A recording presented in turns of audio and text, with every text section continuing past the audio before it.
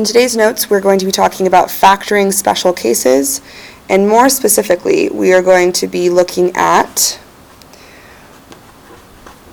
perfect square trinomials and the difference of two squares. Notice that difference means subtraction. So we're kind of going to jump around. I am going to start with example 1, but then we're going to move over to example 4. So in example 1, this is an example of a perfect square. Now remember, we learned perfect squares in the beginning of the year. For example, the square root of 4 is a perfect square because it is 2. We know that because 2 times 2 gives us 4, and we're always looking for groups of 2. So because this is a perfect group of 2, it's therefore a perfect square. It's going to be the same thing here. We're going to have 2 of the exact same things. So let's show you what I mean by that. We have a trinomial where a is 1. So we could use the x or the box method. I'm going to use the box method for now. And I know that x squared and 9 need to be filled in. The only two things to make x squared are x and x. And 9 has two multiples, 1 and 9 and 3 and 3. Now our b term, or the middle term, is 6x. So we want these two boxes to add up to 6x, meaning we're choosing 3x and 3x. So if we wanted to factor out a number from this column, well, 3 and 9 have 3 in common. And again, from this row, 3 and 9 have 3 in common. So that gives us x plus 3 times the quantity of x plus 3.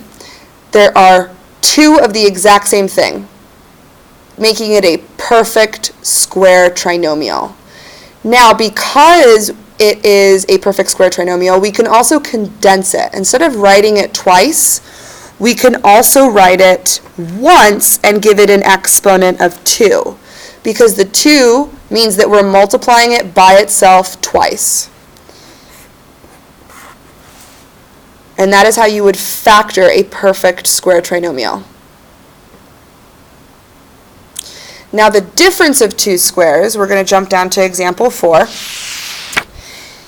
is a little different. I want us to imagine that we have x squared plus 0 minus 64. So instead of having 3 terms like a trinomial, we're missing the middle term where the x is. We go straight from x squared to a number and we skip x. And that is because it cancels out. Whatever we've gotten has canceled out, leaving us with nothing. And the only way things cancel out is if they're exactly the same. So I'm going to show you what I mean by this. I know that x squared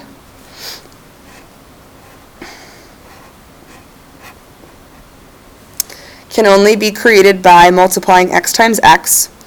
And I know that negative 64 needs to be multiplied by a positive and a negative to create a negative. So I know that one of these is negative and the other one is positive. Now if I want them to cancel out, if I want my two middle terms to cancel out to give me 0, I want them to be exactly the same. The only number that multiplies by itself to 64 is 8 and 8. So I know this will be negative 8x, and this will be positive 8x. Negative 8x plus 8x gives me 0, giving us no middle term, therefore leaving us with just x squared and negative 64. So if we factored this, it would be x plus 8 and x minus 8. Now the shortcut around this is just to think, what number multiplies to 64? What number times itself multiplies to 64? And you can only do this when you have a negative here. Remember that. So we call these a difference of two squares. Difference specifically means subtraction in math. So we know that there always has to be a subtraction sign before we can use this shortcut. So we go down to the second problem. We already know that our first terms are going to be x and x to create x squared. I know that negative 6 times positive 6 gives me negative 36, and if I added them together, they would cancel out. So for this one, let's work it out and see why. X times x is x squared. X times negative 6 is negative 6x. X times positive 6 is positive 6x. And positive 6 times negative 6 is negative 36. So again, negative 6x plus 6x perfectly cancels out, leaving us with our original binomial.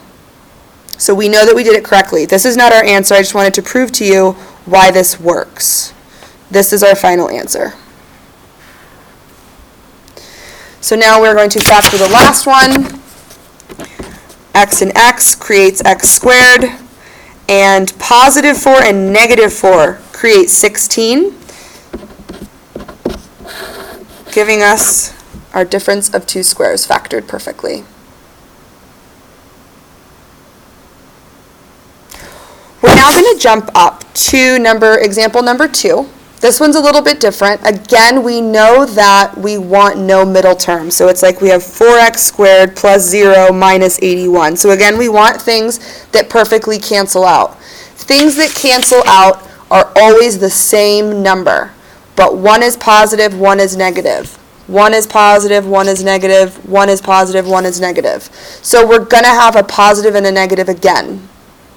But in this case, we have a coefficient in front of 4. That's the only difference. Imagine we just had x squared minus 81.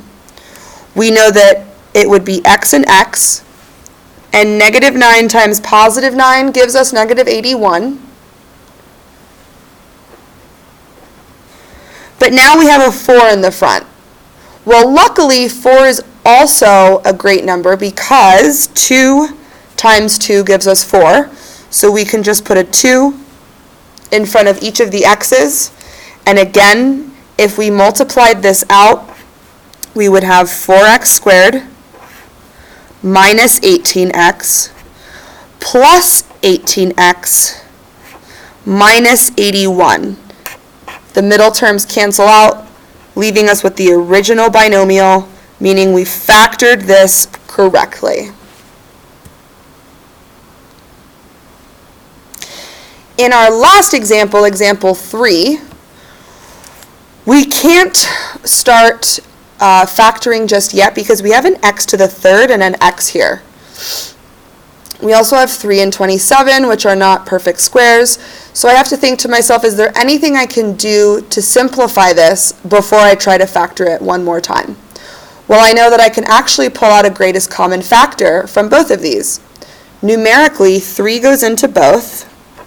So I could pull out a 3, and x can be pulled from each one as well because this 27 has one x to give. Now that we have factored this out, it leaves us with 3x cubed divided by 3x would leave us with x squared. Or think about what is 3x times x squared? 3x cubed. 27x divided by 3x would leave us with just 9. The x's would cancel. 27 divided by 3 is 9. Now I have the difference of two squares. So just like we did in example 4, we can simplify this one. We continue dropping the 3x down. We know that x times x will give us x squared, and that positive 3 and negative 3 will give us negative 9. Therefore, our final answer, we don't need this last one, would be 3x, x plus 3, quantity x minus 3.